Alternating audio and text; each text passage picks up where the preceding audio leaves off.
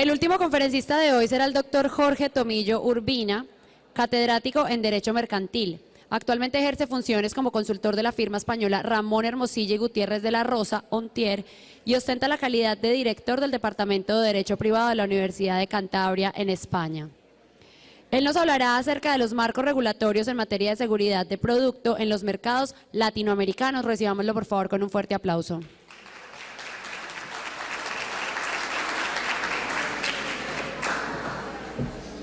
¿Acá está bien o quieres el? Perfecto.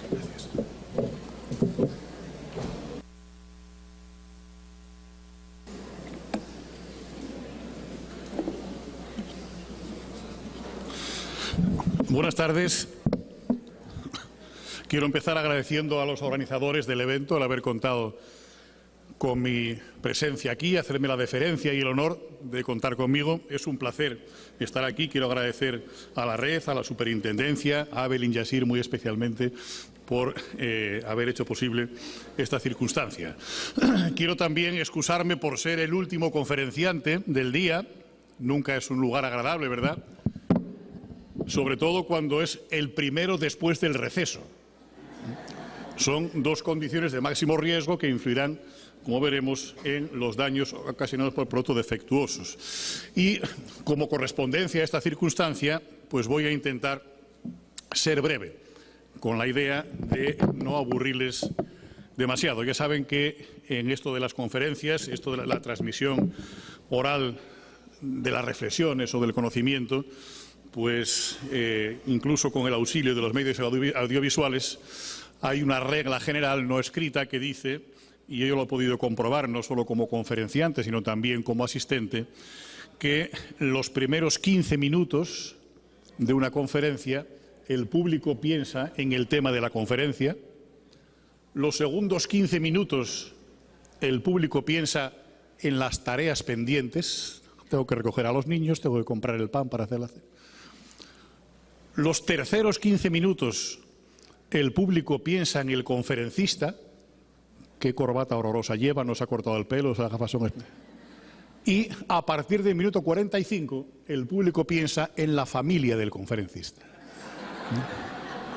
Voy a intentar dejar a salvo a mi familia y contraer la explicación o la exposición de los temas en la mayor medida posible, ¿verdad?, en un tiempo razonable. Y también quiero pedir disculpas de antemano si por despiste, por precipitación o por ignorancia utilizo alguna palabra que tenga un significado equívoco más allá de la intención del orador, ¿verdad? Todavía recuerdo una primera conferencia hace ya muchos años que impartí en Ciudad de México y tuve la imprudencia de advertir al auditorio que tenía un poco de prisa porque iba a coger el avión.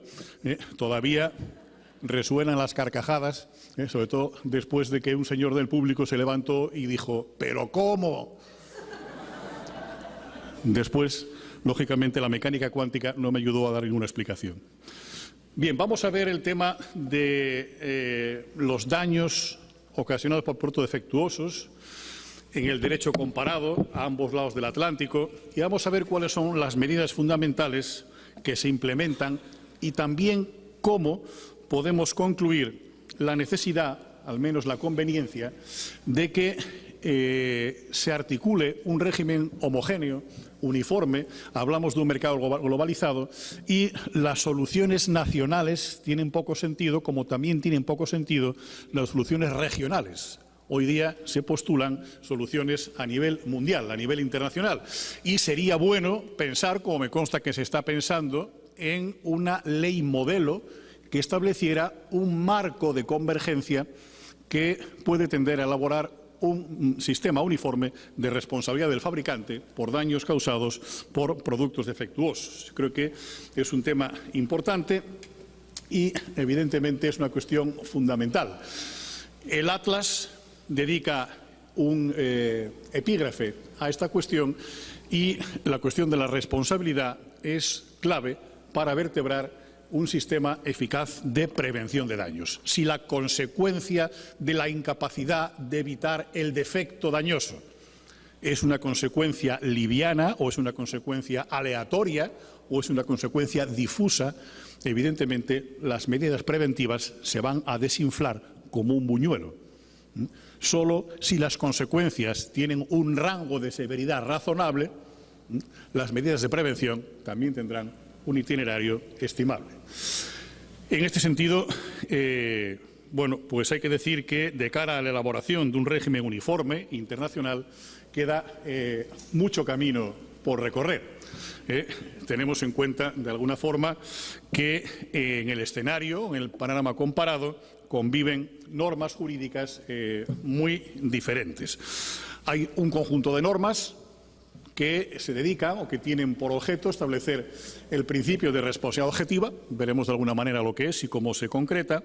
Otras siguen manteniéndose en un sistema subjetivista que se fundamenta en la prueba de la culpa, siempre compleja. Otras, de alguna forma, regulan el problema del defecto en los productos únicamente como un presupuesto de restitución, de devolución del precio, pero no resarcitorio. Y, finalmente, hay algunos países que carecen de regulación en esta materia. Si no tenemos regulación en esta materia, en el ámbito cultural nuestro, lógicamente, habría que invocar para obtener resarcimiento la norma civil general y, desde la perspectiva de la norma civil general, evidentemente, en la mayoría de las ocasiones nos encontraremos con sistemas subjetivistas que se basan en la prueba de la culpa, lo cual es complejo y dificulta mucho el éxito de la acción.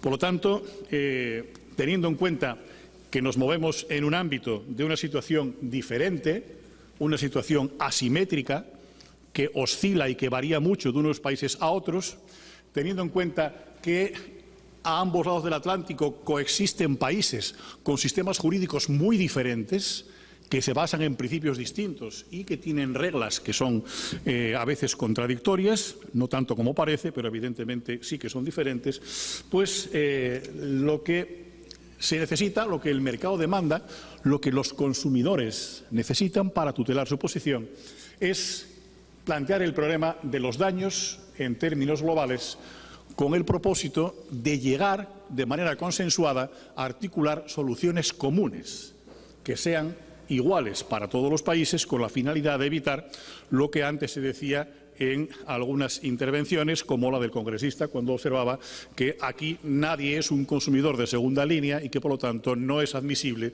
que las mismas marcas con los mismos productos tengan un estándar de calidad mayor en algunas zonas y menor en otras, precisamente por las oscilaciones, por las asimetrías y por la dificultad de ponernos de acuerdo en un modelo uniforme que estimule el rigor y la diligencia de la empresa. La idea del modelo uniforme estaría, desde mi punto de vista, y es la sugerencia que yo formulo acá, sería bueno, pues seguir el modelo de la responsabilidad objetiva o sin culpa. Son los tribunales de justicia norteamericanos en el siglo XX los que construyen este dogma de la responsabilidad del fabricante por daños causados por productos defectuosos y se centran en la responsabilidad objetiva, conforme a la cual el fabricante o el productor es responsable de los daños causados con independencia de la existencia de culpa o negligencia en la conducta del operador económico e independientemente de que tenga o no tenga una relación contractual con el perjudicado. En este ámbito de los bienes muebles suelen incluirse los que ven ahí: el gas y la electricidad, las materias primas, las materias agrícolas y los productos de la caza y de la pesca que no hayan sufrido transformación inicial. En algunos países se excluyen algunos de estos productos. Por ejemplo, en España se excluyen las materias primas agrícolas y ganaderas. Sí. Esta exclusión, lógicamente, tiene una motivación únicamente de carácter político. No es una exclusión técnica, es una exclusión política, que se deriva de motivaciones o de intereses económicos, de las presiones de lobbies, y que, desde mi punto de vista, no deberían tener cabida estas presiones ni someterse a las presiones cuando está en juego la protección de la salud y la seguridad de los consumidores. En cualquier caso, en el ámbito europeo era bastante frecuente la exclusión de la categoría de los productos potencialmente dañosos de las materias primas agrícolas y ganaderas, las frutas y los animales, hasta que se produjo la crisis de la encefalopatía espongiforme bovina, el tema de la crisis de las vacas locas, que obligó a la Unión Europea a introducir como productos con potencial daño por defectos a las materias primas y a los productos agrícolas y ganaderos. Desde la Ley 14/2000 de 29 de diciembre se vuelve a reintegrar en el ámbito de protección estas materias primas. Alguna duda se puede plantear en relación con los servicios. Los servicios son productos, es decir, puede haber servicios cuyos defectos generen un daño que sea resarcible por parte de los consumidores previa reclamación. Algunas de las normas que manejamos sí que los contempla. Por ejemplo, la normativa brasileña dice que los servicios también pueden ser defectuosos y también pueden generar daños que serían resarcibles. También contemplan a los servicios como elemento de daño potencial el derecho argentino, el derecho dominicano. Sin embargo, hay otras normas en las que, bueno, pues cuando hablan de responsabilidad por daños se contraen exclusivamente a el supuesto de los productos, como es el caso de Colombia o como es el caso de España. La Unión Europea no contempla los servicios como un elemento potencial de resarcimiento, porque cuando se debatía la directiva en la Unión Europea, en la fase previa a la promulgación, hubo una presión muy intensa de los lobbies profesionales, concretamente de dos lobbies profesionales que tienen mucha influencia en Europa, que son los médicos y los abogados, y de alguna forma a través de la organización colegial regional europea, pues consiguieron que no esté en las disposiciones de la directiva ninguna norma que aborde la responsabilidad que se deriva de la prestación de un servicio defectuoso. Consiguientemente, habrá que acudir a la norma civil general o al derecho especial que cada país disponga al efecto. La directiva pasó por encima sin ninguna referencia. Se plantea también el tema de los bienes inmuebles. ¿Son los inmuebles bienes que pueden ser productos a estos efectos? Bueno, en el tema de los inmuebles comentamos antes con un grupo de amigos del sector automotriz, ¿verdad?, que bueno, ahí hay una pequeña trampa, ¿verdad? La normativa de consumo dice que los inmuebles no son bienes de consumo, sino que son bienes de inversión. El sentido común dice otra cosa. Dice que las familias, que los consumidores aplican la mayor parte de su renta a la adquisición en régimen de propiedad de una vivienda. Y es un acto de consumo, el acto de consumo por excelencia. Entre lo que cuesta la vivienda y lo que cuesta el dinero para comprar la vivienda, evidentemente las familias asumen ahí un volumen sustancial de deuda. Pero la normativa vigente se maneja por estándares y ficciones y se dice que los inmuebles no son de consumo, sino que son bienes de inversión y, por lo tanto, se sustraen del derecho del consumo. No se aplica el derecho del consumo, ni los principios que rigen el derecho del consumo, ni la inversión de presunciones y, por lo tanto, las pruebas siguen siendo muy costosas. El régimen de reclamación por defectos ruinógenos o no que acontecen en los inmuebles está reconducido bien a leyes especiales que regulan la construcción o bien a la normativa general que regula la responsabilidad de carácter civil en el derecho común. Incluso aquí se pueden plantear problemas y se plantean muchas veces problemas de enorme interés. Por ejemplo, el elemento constructivo, que es lo que define la edificación del inmueble, queda fuera del derecho del consumo. Pero los negocios jurídicos que tienen por objeto los bienes muebles, aunque se incorporen permanentemente a un inmueble, no quedan fuera. Con lo cual, el aislante que se utiliza en las viviendas para protegerse del ruido o de las oscilaciones nocivas de temperatura, o el concreto en el que se fundamentan los forjados, quedaría sujeto al derecho de los consumidores, mientras que el elemento constructivo no. Imagínense el problema que hay de articular una pretensión procesal en un juicio cuando parte de los elementos de la vivienda se rigen por el derecho de los consumidores y parte de ellos se rigen por el derecho especial de la construcción y otra parte por el derecho general del resarcimiento culposo. Evidentemente, a quien hay que felicitar es a los letrados y a los peritos que percibirán sus buenos honorarios a costa de los consumidores y, de alguna forma, también de los empresarios, que se verán afectados por una ausencia lacerante de seguridad jurídica. También tendrían que ser incluidos los productos artesanales o los artísticos. No está contemplado en ninguna norma, pero no tiene ningún sentido que la definición de bien mueble a los efectos de producto se restrinja únicamente a los bienes de producción industrial.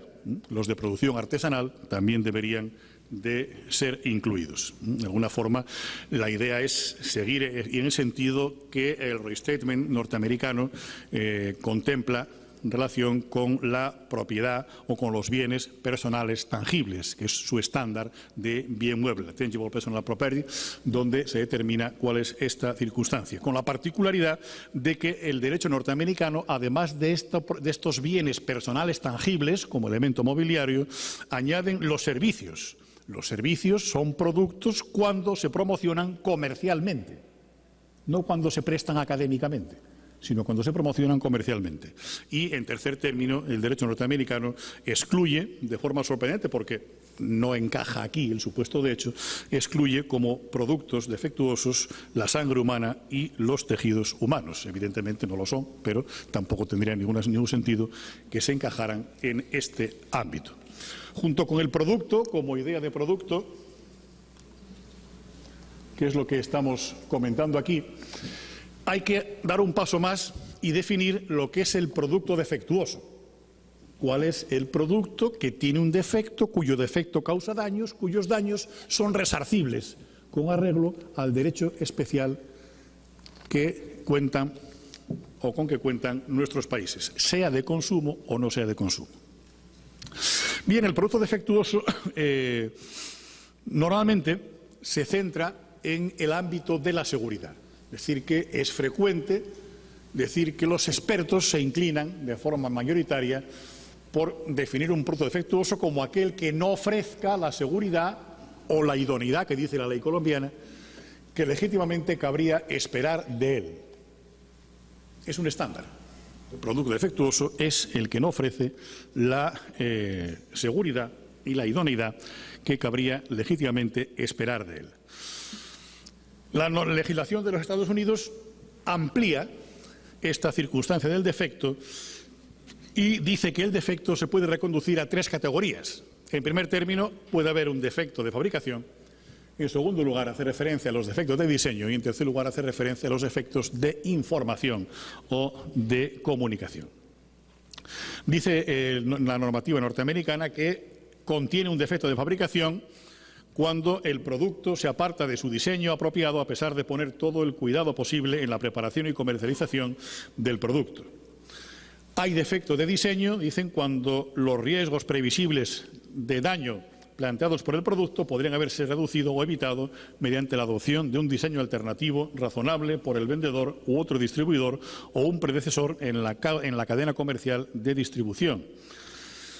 Y, finalmente, hay defecto de instrucciones o advertencias, defecto de información, cuando el riesgo previsible de daños planteado por el producto podría haberse reducido o evitado mediante la provisión de instrucciones razonables o advertencias por el vendedor, por el distribuidor o su predecesor en la cadena comercial de distribución. Y, además, la omisión de las instrucciones o advertencias hace que el producto no sea razonablemente seguro. Es decir, que el defecto de fabricación supone ejecutar mal el diseño, el defecto de diseño supone concebir mal el diseño sin ofrecer alternativa y el defecto de información supone no informar al consumidor acerca de la metodología de uso del producto que se coloca en el mercado.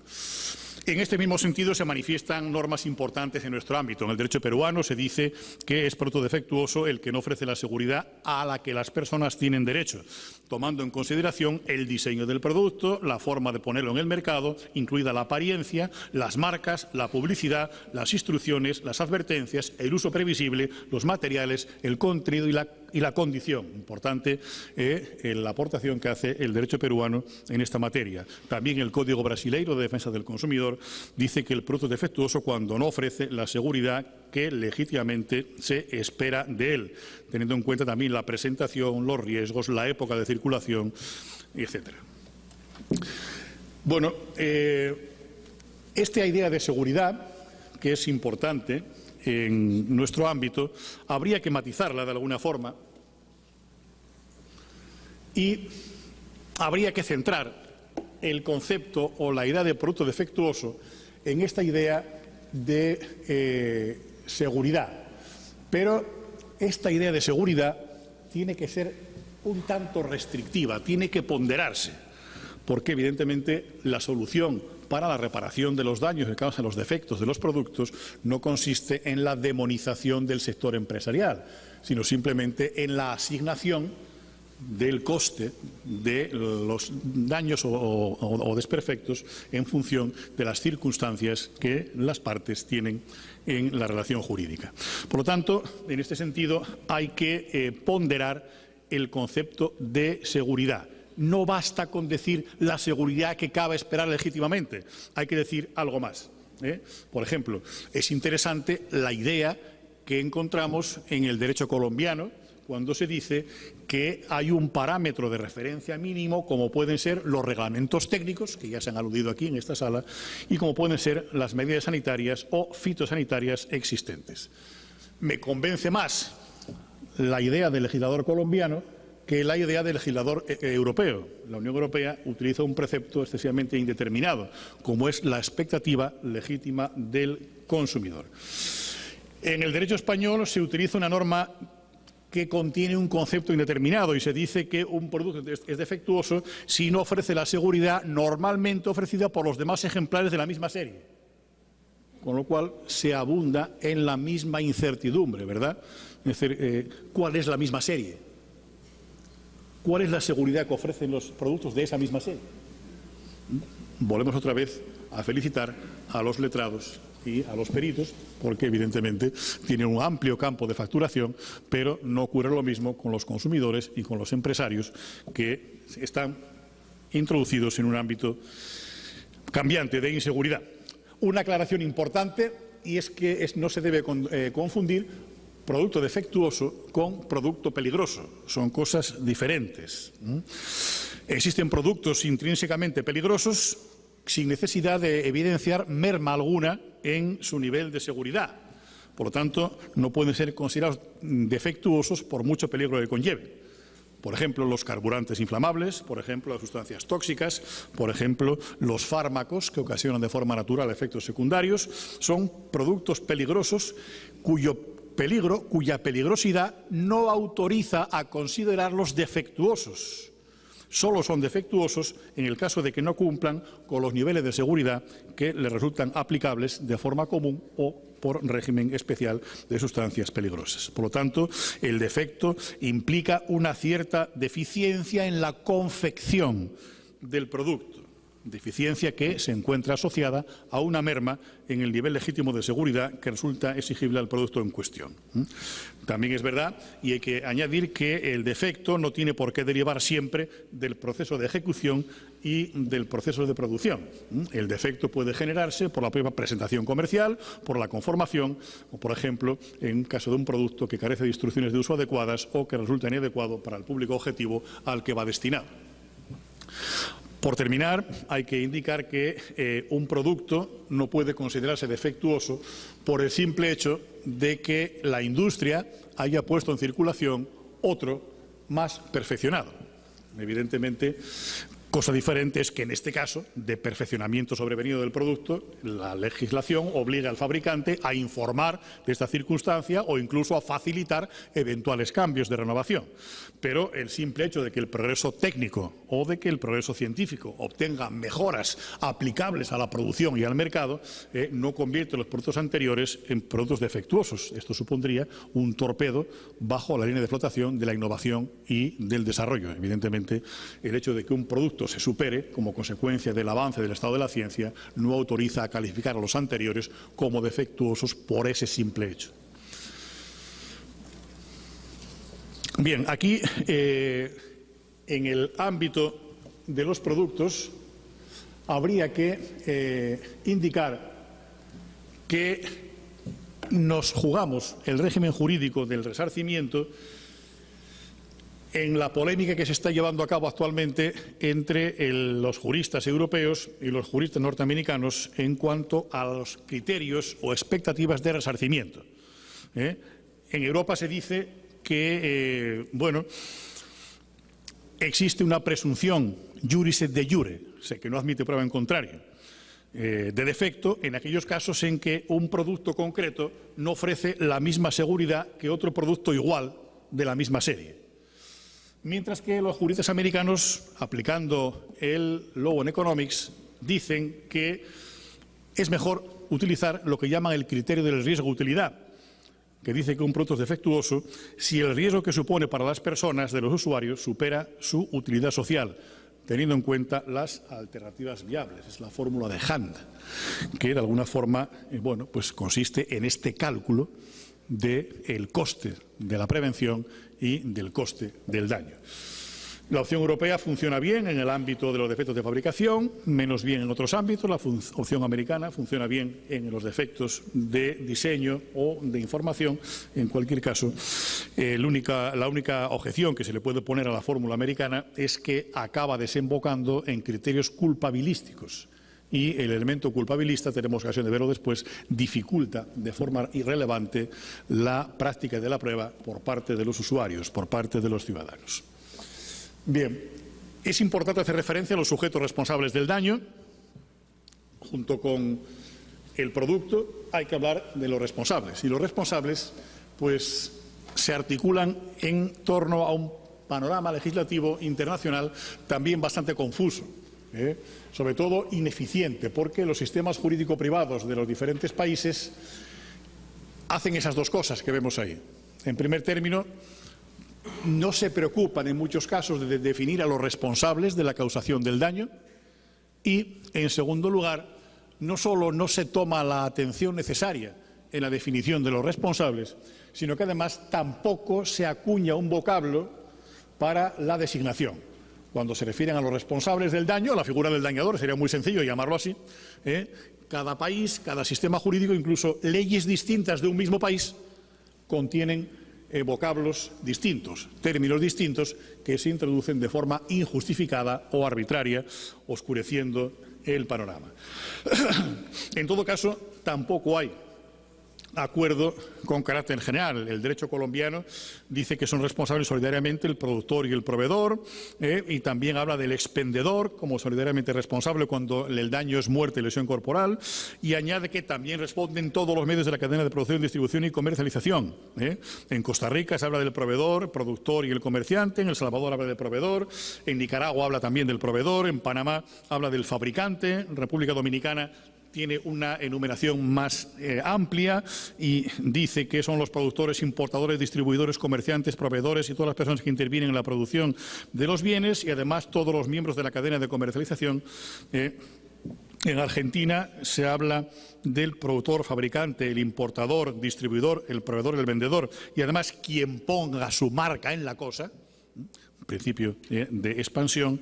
Y en Brasil también se habla de fabricante, constructor, productor, importador. Podemos ver que no hay, de alguna forma, una definición de estas figuras, ni hay un consenso acerca del vocablo, de la palabra que va a identificar a estos sujetos. Bueno, estas circunstancias se ven de alguna forma pues matizadas por una referencia, como puede ser el derecho norteamericano, que sí que va o quiere llegar un poco más allá, no solo en la numeración, sino en la definición, y dice que un producto, uno es vendedor de un producto cuando en un contexto comercial transmite su propiedad, ya sea para su uso o consumo o para la reventa, que conduce a su uso o consumo final. Uno es distribuidor, pero no vendedor, cuando en una transacción comercial que no sea una venta proporciona el producto a otro, que sea para uso o consumo o como un paso preliminar que lleva al uso o consumo final, dice, y también es distribuidor aquel que en una transacción comercial proporciona una combinación de productos y servicios o bien la transacción considerada en su conjunto. Tampoco es definitivo, pero de alguna forma contiene un esfuerzo indiciario de acotar estos conceptos de una forma razonable, aunque debería ser sin duda alguna, más precisa. Esto nos lleva a la heterogeneidad de los modelos legales utilizados y a evidenciar esta falta de sintonía que existe en el ámbito normativo. En cualquier caso, esto conviene superarlo porque la falta de concreción en la definición de los responsables, lógicamente, implica impunidad, implica ausencia de resarcimiento.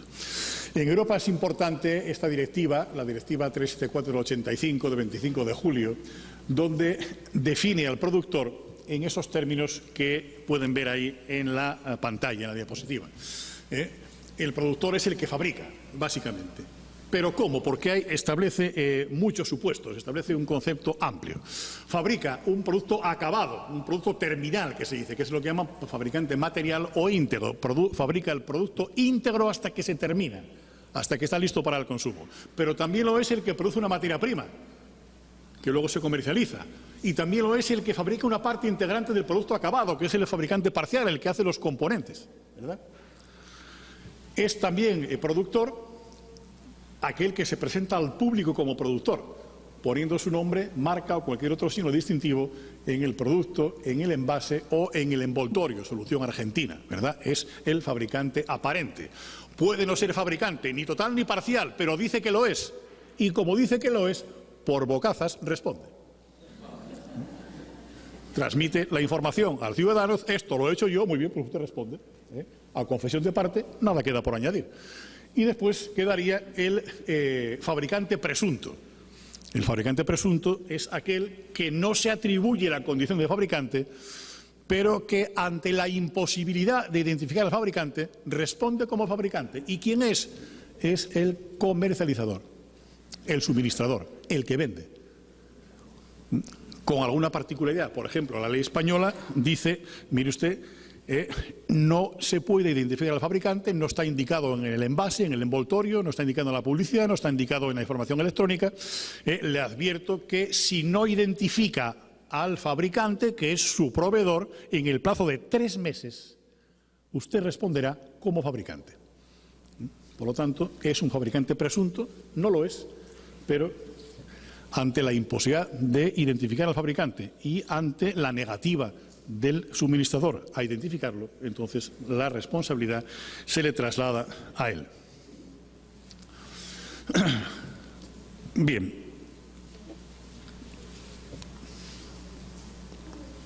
La Directiva Europea del 85, junto con el fabricante, productor, también define al importador, que es otro sujeto de los que intervienen en este ámbito. El importador es la persona que importa un producto, véase la sagacidad intelectual del legislador, el importador es el que importa un producto, en la comunidad, eso sí, con vistas a su alquiler, venta, arrendamiento financiero o cualquier otra forma de distribución en el marco de su actividad comercial.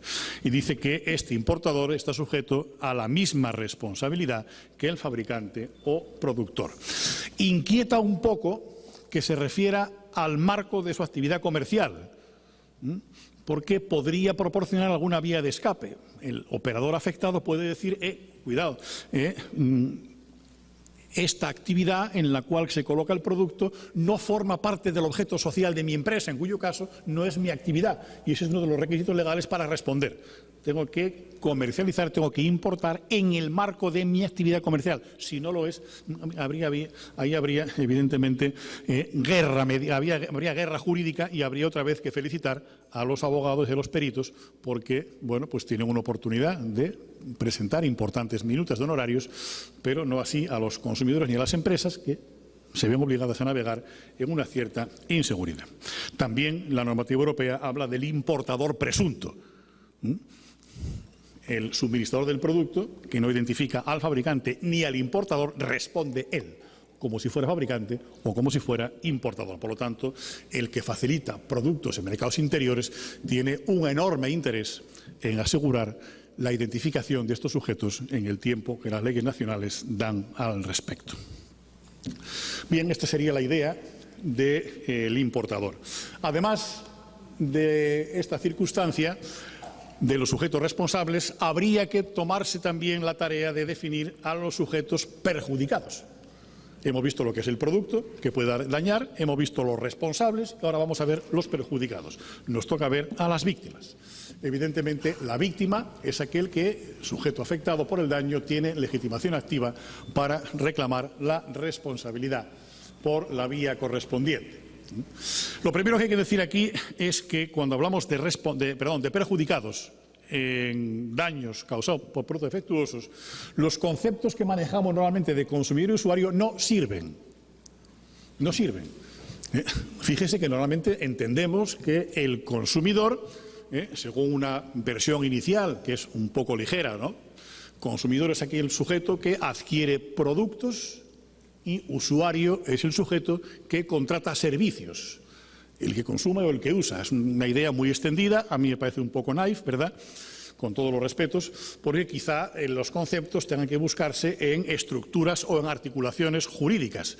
Y desde este punto de vista sería mucho más coherente pensar que el consumidor es el que tiene una relación contractual jurídica con el suministrador, mientras que el usuario es el que tiene una relación fáctica, de hecho, con el producto.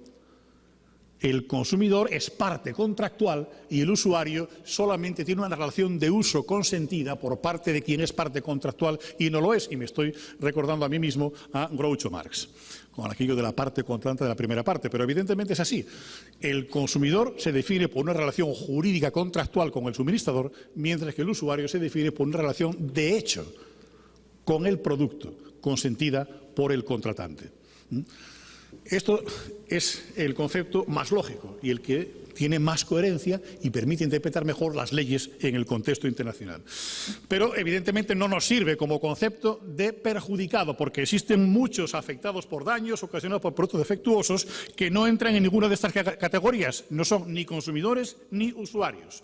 Por ejemplo, el peatón, que es atropellado en un paso de peatones por un vehículo al que le falla el sistema de frenado como consecuencia de un defecto en uno de los componentes. Evidentemente, esta víctima sufre el daño que se deriva de la puesta en el mercado de un producto defectuoso y no es ni consumidor ni usuario. Con lo cual, si no tenemos una atenta delimitación del concepto, quedaría, lógicamente, el empresario exento de responsabilidad porque falta la condición de la legitimación activa de la víctima. Hay que ir un poco más allá cuando hablamos de este sujeto que produce o que sufre el daño.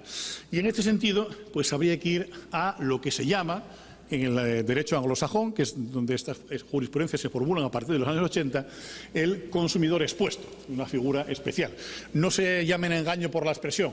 Consumidor expuesto significa cualquier cosa menos que es consumidor. Por eso se llama consumidor, porque no lo es. La lógica coherente del sistema. El consumidor expuesto no es consumidor, pero sí es expuesto, eso sí. La prueba de ello es que su exposición le hace sufrir el riesgo correspondiente. Los americanos lo llaman el bystander y es aquel que está situado fuera del ámbito de aplicación general de la norma de consumo. No es consumidor, no tiene un contrato con el suministrador, no es usuario, no tiene una relación de hecho con el producto consentida por el contratante. Compro un coche para mi hijo. No, simplemente es el que pasaba por allí, el que está expuesto al riesgo, el que cruzaba el paso de peatones cuando al vehículo le falló el sistema de frenado porque no seguía la empresa los mecanismos de test o de calidad correspondientes. Ni hicieron el recall, como esta mañana nos dijeron que había que hacer.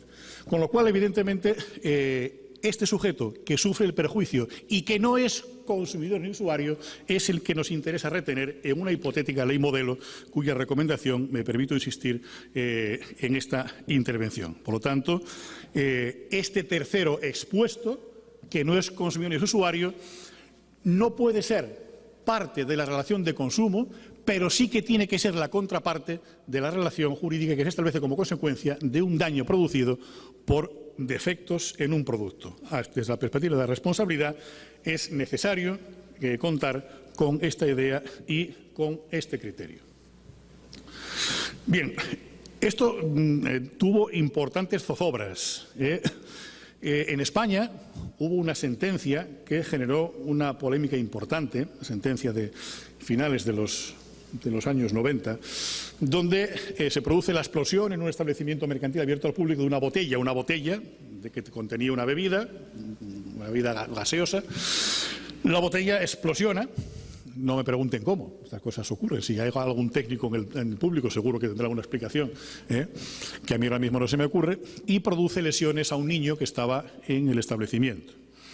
El juez español, que no tenía mucha imaginación y tampoco tenía demasiado conocimiento jurídico, dice que, hombre, el consumidor menor que acompaña a su madre no puede ser protegido por la norma porque, dice, la botella estaba encima del mostrador y ni la madre ni el niño tenían el propósito de comprarla. Con lo cual, si explosiona, evidentemente no son ni consumidores ni usuarios, ni relación jurídica ni relación de hecho. Por lo tanto, no hay ninguna posibilidad de reclamación. ¿Iban a comprar la botella? No, pues usted se aguanta. ¿Verdad? Pierde el sistema de frenada el vehículo, o pierde la tracción, o pierde el grip, porque no cumplía los requisitos de calidad. ¿Iba a comprar usted el vehículo? Pues se aguanta. Se cae un avión. ¿Iba a comprar el avión? No, pues entonces no tiene derecho al resarcimiento. Claro, cuando el legislador o el juez se colocan fuera del sentido común, yo creo que tendría que tener una luz interna que en su conciencia se enciende y dice, Manolito, tente tieso, contente, que estás haciendo tonterías. Pero ¿cómo voy a decir yo y firmar que el niño no puede ser protegido porque no iban a comprar la botella? ¿Verdad? Bueno, pues esto no siempre se entiende. Y el Tribunal Supremo Español, pues de alguna forma se encuentra con este caso y dice que, pues claro, la falta de imaginación del juez la tengo que suplir yo. Y como la tengo que suplir yo, voy a decir que la ley española pues habla del daño que sufren los consumidores y usuarios, pero también habla de una fórmula amplia, dice daños originados en el correcto uso o consumo de los bienes. Y la madre y su hijo no iban a comprar la botella, pero iban a comprar algo, y entonces es daño causado en el consumo de bienes. ¿Verdad? El legislador español tiene... Bueno, pasa en más países, pero en España pasa muy a menudo, a mí me duele especialmente, tiene dos opciones. Una, adaptar la ley a la realidad, es trabajoso porque requiere esfuerzo. Y otra, adaptar la realidad a la ley. Esto es mucho más fácil, porque se resuelve con puro cinismo. ¿Verdad? Hay una sentencia muy interesante del Tribunal Supremo Español donde habla de la transformación de bienes para la reventa. Y se encuentra con el problema de que, bueno, pues un ganadero profesional que alimenta a su ganado con pienso, como es lógico, pues tiene un problema con el suministrador y hay una reclamación. Dice, esa reclamación es civil o mercantil. Hombre, es mercantil, evidentemente, si hay una actuación profesional o un producto transformado. Claro, ahí es muy difícil la transformación, pero aplicar el derecho civil a una transformación, a una relación puramente comercial es muy complicado. ¿Y qué dice el legislador? Bueno, puede adaptar la ley a la realidad y decir, oiga, las compraventas agrícolas o ganaderas profesionales son mercantiles, o puede adaptar la realidad a la ley y dice, mire usted, ¿cómo que no hay transformación? Naturalmente que la hay. ¿No se da cuenta usted que hay un primer criterio primero? Dice el Tribunal Supremo. Lo digo en serio. Alguien se ríe diciendo, se lo está inventando. No me lo invento. Dice, la cantidad de pienso que compra el ganadero es, dice, superior a la normalmente destinada al consumo humano. No sé cuánto pienso dedica el Supremo español a su propio consumo. Pero es muy meritorio estimar que el pienso que compra el ganadero es superior al que consume un ser humano. Yo no consumo mucho, lo cual no quiere decir que no sea merecedor de ello. Pero el Supremo articula este criterio. Está por encima del estándar de consumo humano. Y segundo, dice, ¿cómo que no hay un proceso de transformación? El pienso que compra lo revende el ganadero transformado en carne de vaca. ¿Verdad? Igual que la arcilla se transforma en ladrillo, el pienso se transforma en una vaca. David Copperfield Dixie.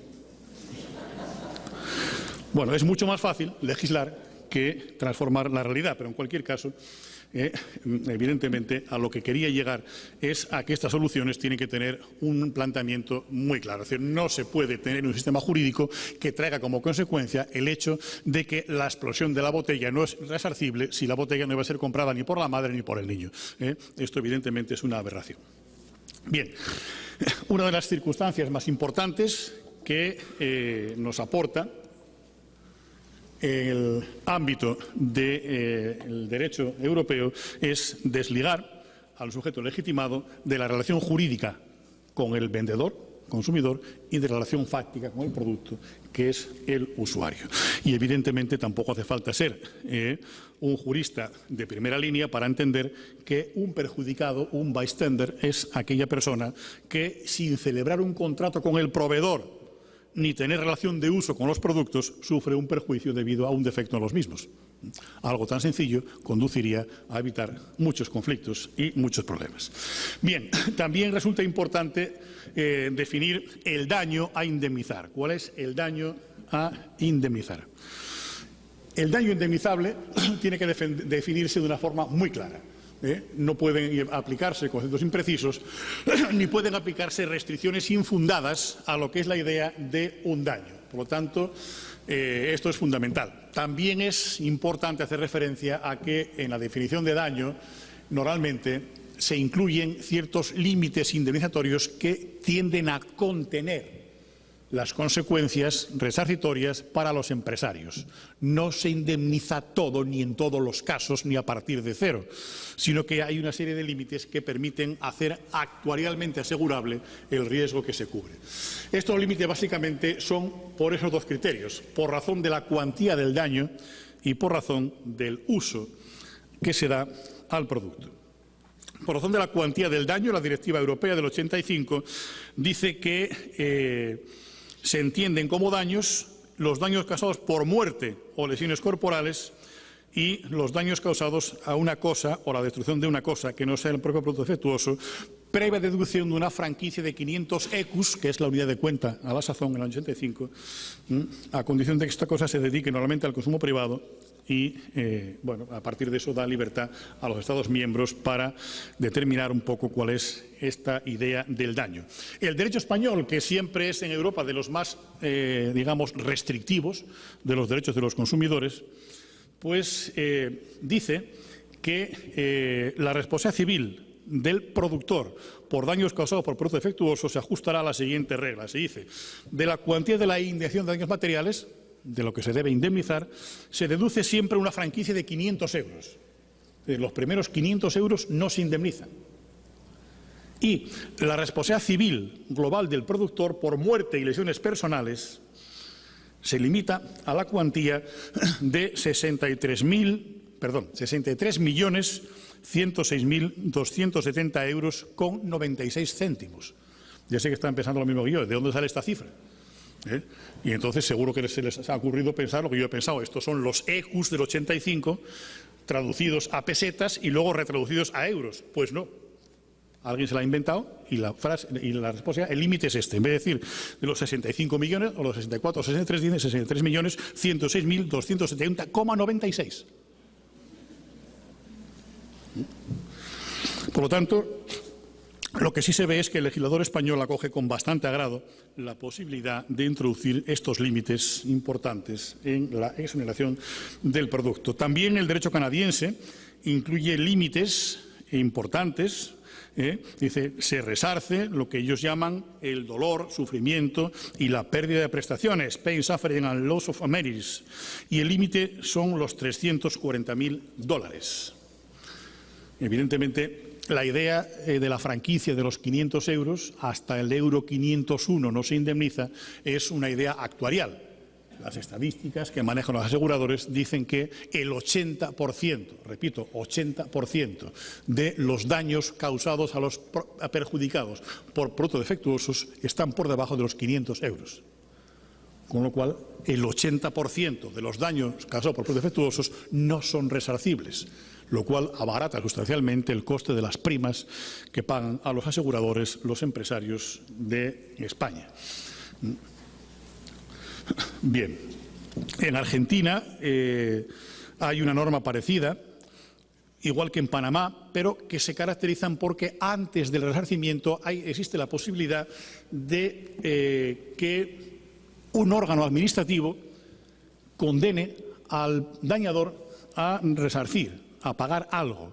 En el caso panameño se limita a los $2.500 norteamericanos y en el caso argentino también establece un tope máximo, con la particularidad de que en Argentina hay una institución auxiliar que es el daño punitivo, o una forma de entender el daño punitivo, que se contiene en el artículo 52 bis de la Ley 24.240, donde dice que se prevé una multa civil al consumidor que se graduará en función de la gravedad del hecho y de las demás circunstancias del caso. Igual que en el supuesto canadiense, el límite está bastante por debajo del de la Unión Europea, son 485.500 euros, lo que de alguna forma, bueno, pues condiciona el efecto disuasorio, pero evidentemente tiene también eficacia práctica incuestionable. Bueno, y finalmente en el tema de los daños hay que decir que estas normas que se analizan no suelen incluir los daños morales. No suelen incluirlos. Hay una excepción, que es el derecho peruano, que dice que se resarcen las consecuencias íntegras causadas por el defecto, incluye el daño emergente, el lucro cesante, los daños personales y el daño moral. Es el único caso que conozco de referencia expresa al daño moral. Aparte de aquí, si no hay referencia al daño moral, como no la hay, salvo en el derecho peruano, pues habrá que acudir a normas civiles generales de la responsabilidad contractual y extracontractual que dificultan de forma significativa el elemento probatorio. Bien, otra cuestión que es el fundamento de la responsabilidad. Hay que indicar que en este supuesto la inmensa mayoría de los sistemas jurídicos de un lado, otro, una orilla, otra del Atlántico, optan por una responsabilidad objetiva. Optan por no exigir la concurrencia de culpa o dolo. Solo hay dos excepciones, que es el derecho panameño, que se fundamenta en el dolo, culpa, falta, negligencia o imprudencia del fabricante, y el derecho canadiense, ya sea el ámbito del common law o el ámbito del civil law de quebecois, el derecho canadiense también se fundamenta en la negligencia. Pero los demás países de Europa y de América contienen el principio objetivo de la responsabilidad sin culpa. Es decir, que los sujetos implicados responden sin necesidad de que el perjudicado tenga que probar dolo o culpa en la actuación del responsable. El derecho colombiano, en este sentido, dice que el productor y el expendedor responden solidariamente de los daños causados y dice además que el afectado, el perjudicado, tendrá que demostrar únicamente el defecto del bien, la existencia del daño y la asociación de causalidad entre el defecto y el daño. Con eso se llenan los requisitos de la ley colombiana y de buena parte de los países de nuestro entorno cultural, como ocurre en Brasil, que dice que se responde independientemente de la culpa, en Costa Rica, en la República Dominicana, responsabilidad objetiva atribuida al proveedor, en Argentina solo se liberará quien demuestre que la causa del daño le ha sido ajena, en Perú, responsabilidad por procedimientos objetiva, dice, y en Estados Unidos también se consagra este principio, este sistema. Se dice que quien se dedica a negocios de venta o distribución de productos o de otro modo distribuye o vende un producto defectuoso está sujeto a responsabilidad por daños a personas o bienes causados por el defecto. La jurisprudencia americana establece el principio de la strict liability, que se fundamenta justamente en esta idea, responsabilidad estricta, responsabilidad objetiva. Y esto arranca de una sentencia de California en el año 63, donde dice que el fabricante responde frente al consumidor por el solo hecho de haber puesto en circulación un producto defectuoso, sin que sea necesaria la prueba de la culpa o de la negligencia. Dice el tribunal, un fabricante es objetivamente responsable cuando el producto que pone en circulación en el mercado causa daños a un ser humano, probándose que tenía un defecto. La regla es muy sencilla y a partir de aquí aparece el sistema del resarcimiento del daño objetivo. Lo mismo hace la directiva europea. Dice el productor será responsable de daños causados por defectos en los productos y concluye que el perjudicado deberá probar el daño, el defecto y la relación causal entre el defecto y el daño producido. También se dice que el que responde ante el perjudicado tendrá derecho a repetir frente a los demás responsables. Bien, otra referencia ya entrando en el último capítulo, lo digo para invocar la exención. Básicamente, era lo que estamos refiriendo ahora, la exoneración, que es la última fase de esta intervención, las causas de exoneración, que es un elemento de regulación, ¿verdad? Igual que el jadeo de los perros regula su temperatura corporal, las causas de exención lo que regulan es la asegurabilidad del sistema responsabilístico. Digo la exención por dejar exenta a mi familia de lo que ocurra a partir del minuto 45, en cuyo caso, en fin, tengo que ya ir pensando en terminar. Las causas de exoneración supone básicamente que en algunas circunstancias, muchos operadores económicos implicados pueden incluso quedar indemnes de las pretensiones que intentan instrumentar los perjudicados, convirtiendo las leyes en declaraciones de intenciones o en normas programáticas más o menos bien intencionadas. Es verdad, y habría que, siguiendo un poco el análisis anglosajón, decir, hombre, las normas desactivadas pueden servir como una especie de derecho blando, soft law, pero uno tiene sus dudas, ¿verdad?, de que en el ámbito cultural nuestro, en los países de origen latino, sea sustituible el hard law por el soft law. No lo sé. En cualquier caso, todos los pasos hacia adelante son positivos, pero evidentemente las causas de exoneración son un elemento de regulación. Si las manejamos correctamente de forma equitativa, permiten a los empresarios una cobertura de aseguramiento razonable de su responsabilidad. Si las usamos de forma imprudente, permiten a los empresarios eludir la responsabilidad, dejando a los ciudadanos indemnes ante la comercialización de productos con defectos incorporados. En este sentido, la Unión Europea introduce un catálogo amplio de causas de exoneración, que voy a examinar muy brevemente, y que, desde mi punto de vista, pues es un ejemplo de cómo no se deben regular algunas causas de exoneración, porque de alguna forma, en muchos supuestos, da la impresión de que está dejando una escapatoria demasiado amplia, demasiado laxa a las grandes corporaciones. Por lo tanto, pasamos a examinar estas causas, ya adelanto que son 9 y terminamos enseguida. Causas de exoneración, catálogo extenso de límites a la responsabilidad del fabricante o del vendedor. Insisto, estamos hablando de que en las causas de exoneración se dan los supuestos de hecho de la responsabilidad. El fabricante coloca un producto en el mercado. El producto tiene un defecto y el defecto produce un daño. No hace falta probar el dolo ni la culpa. Basta comprobar la causalidad entre el defecto y el daño. Pero concurriendo todos los requisitos para que responda, hay unas causas de exoneración que la ley habilita y dice, aunque usted sea responsable según la norma general, se exonera, se exime por el salvoconducto que las excepciones normativas le otorgan en estas 9 causas. ¿Cuáles son? Primera, este empresario, este productor, que coloca un producto con un defecto que causa un daño, no responde si prueba que no puso el producto en circulación. El producto está en circulación y tiene que probar que no lo puso en circulación. ¿Es la probatio diabólica o es algo más? Oiga, ese producto que yo fabrico y que está en todas las tiendas, yo no lo he puesto ahí, Ya sé que esto es increíble, pero le salieron patitas y se fue él solo.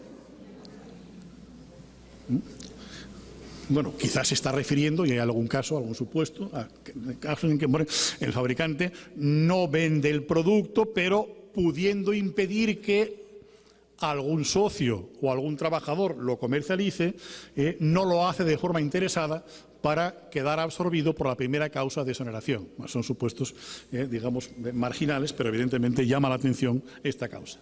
La segunda causa de exoneración dice que ese fabricante que es responsable del defecto que causa un daño no responde cuando sea probable que el defecto que causó el daño no existiera en el momento en que se puso el producto en circulación o que ese defecto apareciera más tarde.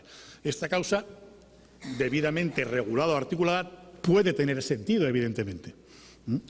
Puede tener sentido. Es decir, si pasa un tiempo considerable en productos que resultan afectados por el transcurso del tiempo, o si se produce un almacenamiento defectuoso no imputable al fabricante, que provoca defectos en el producto después de su puesta en circulación, pero en cualquier caso la norma europea y la norma española deja una cierta intranquilidad, porque fíjese cómo se pronuncia el derecho español.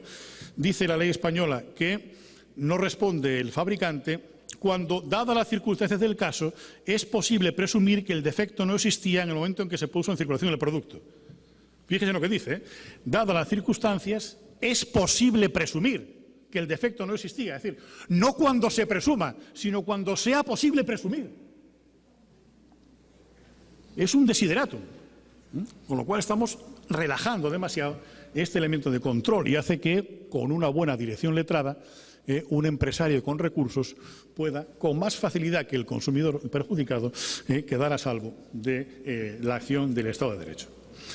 La tercera de las causas de exoneración sería que este fabricante que coloca productos defectuosos y causan daños en el mercado pruebe que no fabricó el producto para venderlo o distribuirlo de alguna forma con fines económicos y que no lo fabricó ni distribuyó en el ámbito de su actividad profesional. Bueno, esto también nos deja un poco sorprendidos. Es la paradoja, ¿verdad?, del fabricante que fabrica productos para no venderlos. Tengo un proceso productivo con unos controles de calidad, con un personal, con operarios, con los ingenieros, pero yo no lo vendo, yo solo los hago y luego me dedico a contemplarlos, ¿verdad? Bueno, pues es un poco extraño. En cualquier caso, es decir, ¿qué entra dentro de estos productos o dentro de esta categoría? Ni siquiera las muestras gratuitas, porque como dice el Tribunal Europeo de Luxemburgo, no, las muestras gratuitas evidentemente se suministran en el marco de una actividad empresarial y con una finalidad económica y comercial, con lo cual no quedan. ¿Qué es lo que se excluye por los tribunales europeos de estos productos que no se fabrican para venderlos?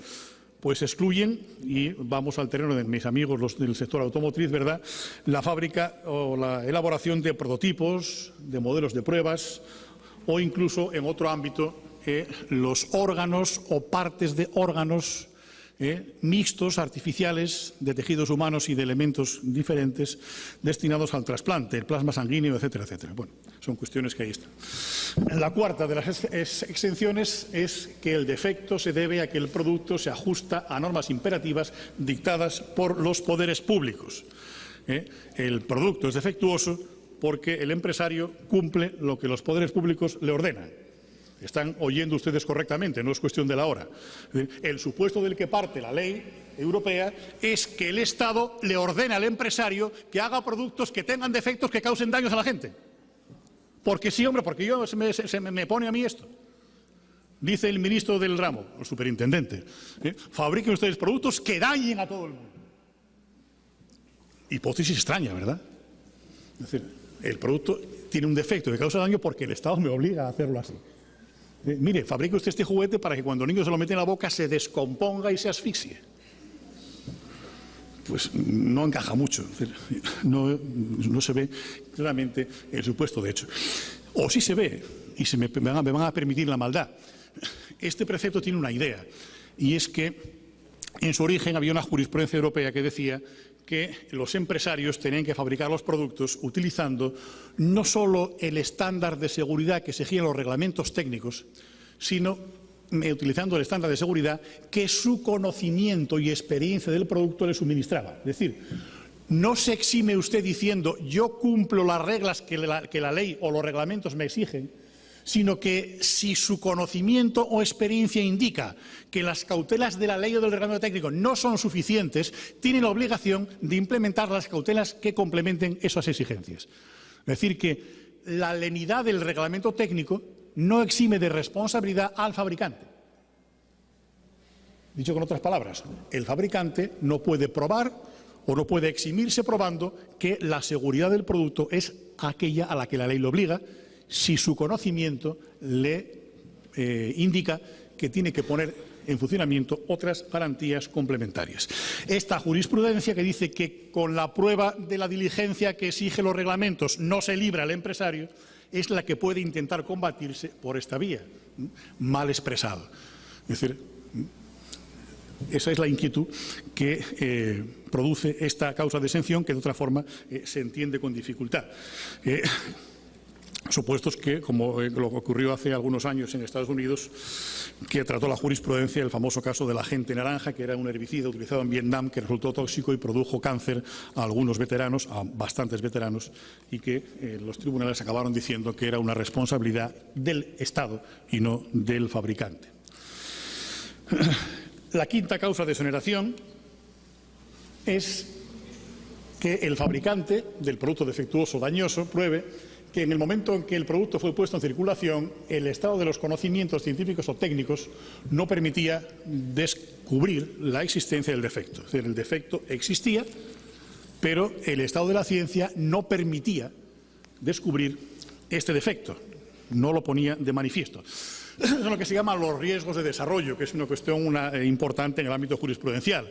Son las leyendas urbanas acerca de los teléfonos móviles. Es decir, si tienes el teléfono móvil cerca en el bolsillo, que está en la parte izquierda del tórax, evidentemente tendrás un problema cardíaco gravísimo, o sufrirás un cáncer de cerebro, o si tomas mucho café calentado en el microondas, tendrás una enfermedad terrible y vendrá una serie de poltergeist, ese tipo de cuestiones que no sé si tienen algún fundamento o no lo tienen, pero evidentemente serían riesgos de desarrollo. Es decir, que el estado de la ciencia hoy día no permite decir que las radiaciones del teléfono móvil produzcan consecuencias negativas en la salud. Bien, esto sí tiene sentido, que los riesgos de desarrollo de alguna forma queden excluidos. Claro, aquí lógicamente hay un caballo de batalla y discusión. Por una parte hay que considerar el riesgo que sufre el perjudicado ante ese tipo de daños y, por otra parte, hay que considerar si es legítimo paralizar el avance científico y técnico o provocar una crisis en el sector de los seguros en aras de la seguridad más absoluta de los consumidores. Por lo tanto, evidentemente, en este caso, casi todos los países del ámbito internacional del panorama comparado establecen que los riesgos de desarrollo son un elemento que es un elemento excluyente de la responsabilidad. El producto tiene un defecto, es dañoso, pero cuando se pone en el mercado, el estado de la ciencia no permitía saber que tenía un defecto. Solo hay un caso de exclusión de los riesgos de desarrollo como causa de exclusión, valga la reiteración y la frase laberíntica, que es el derecho nicaragüense.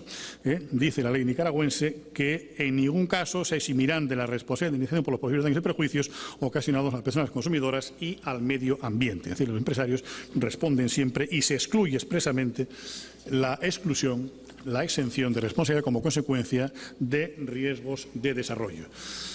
En sexto lugar, también es causa de exclusión cuando, el caso del fabricante parcial de una parte integrante, que es un componente, el defecto sea imputable bien al diseño del producto al cual se incorpora, que evidentemente no está en el ámbito de decisión del fabricante parcial, bien a las instrucciones dadas por el fabricante del producto al cual se ha incorporado. Es decir, que es un fabricante de componentes cuyo componente se integra en un producto que tenía un defecto, no imputable al componente ni al fabricante. En este caso, evidentemente, tiene su razón y su justificación esta exclusión. Claro, esto se ha criticado también. Es decir, ¿cómo es posible que se pueda exigir al perjudicado que afine en la demanda el criterio de la imputación fáctica, diciendo este daño que se produce es como consecuencia de un componente concreto que instala un fabricante parcial concreto en este momento concreto, contraviniendo una norma de calidad concreta? Bueno, es una prueba muy compleja y muy costosa, pero en todo caso también puede regularse de forma adecuada para que pueda tener o tenga algún sentido. La séptima causa de exoneración, solo hay 9, no se alarme. La séptima causa es que el daño se ha causado conjuntamente por un defecto del producto y por culpa del perjudicado o de una persona de la que el perjudicado responda civilmente. Es decir, el daño que se cause, además de por un defecto, como consecuencia de la culpa concurrente del perjudicado. Aquí, evidentemente, tenemos un riesgo importante, que es que se deje sin efecto la causa. Es decir, imaginemos que hay un daño, hay un defecto y ese defecto está en el producto que se coloca en el mercado. Es decir, que si yo coloco un producto que tenga un defecto que causa un daño, respondo, aunque no se pruebe la culpa. Respuesta objetiva. Pues bien, en este caso, incluso probando la culpa o la negligencia, si también se prueba la concausa de un tercero, puede ocurrir que evidentemente haya un supuesto de limitación o de exención, lo cual evidentemente parece bastante poco justo. La octava de las causas es que en dosia de aplicación el artículo 11 de la directiva, que establece una suerte de sanación radical decenal, que dice que los Estados miembros dispondrán en sus legislaciones que los derechos conferidos al perjudicado se extinguirán transcurrido el plazo de 10 años desde la fecha en que el producto hubiera puesto en circulación el producto. Es decir, que yo pruebo la colocación del producto en el mercado, pruebo el defecto, pruebo el daño, pruebo la causalidad y por el simple hecho de que pasen 10 años, sanación radical absoluta. No respondo de nada. ¿Es verdad? Hay un defecto, es verdad que ese defecto produce un daño, incluso puedo probar la negligencia, ese defecto se produjo por su negligencia o incluso el dolo directo, que como pasen 10 años se sana todo, como los juegos de los niños, se ponen a salvo. Y, finalmente, la novena de las causas es el elemento de prescripción que se fundamenta en esa idea, cuando se da aplicación el artículo 10.1 de la directiva, que dice que los Estados miembros dispondrán que la acción de resarcimiento prescribe a los 3 años, fecha a partir de la cual, evidentemente, no es ejecutable. Aquí se plantean problemas acerca de 3 años contados a partir de cuándo. Porque una cosa es contados a partir de que se produce el daño y otra cosa es contados a partir de que se conoce el daño, porque hay daños que se producen que no se conocen hasta tiempo después. Y evidentemente puede que los 3 años se consuman la propia gestación interna en el organismo o en elementos materiales de los daños producidos como consecuencia del defecto del producto. Esto sería el panorama general a los dos lados del Atlántico, las dos orillas que hoy día caracteriza al derecho de resarcimiento de daños causados por productos defectuosos. Lo he explicado pues un poco a uña de caballo porque no tengo que tomar el avión, pero sí que tengo que tener en cuenta la hora que es, pero en cualquier caso sí que se fundamenta lo que decía al principio. Si queremos que algo tan importante como esto tenga visos de eficacia y de suministrar una utilidad a los ciudadanos, tenemos que proponernos la elaboración, y este es un marco muy apropiado, de una ley modelo que sea aplicable en las dos orillas del Atlántico a problemas globales, soluciones uniformes. Si no, la ineficacia sería pues devastadora. Muchas gracias por su paciencia.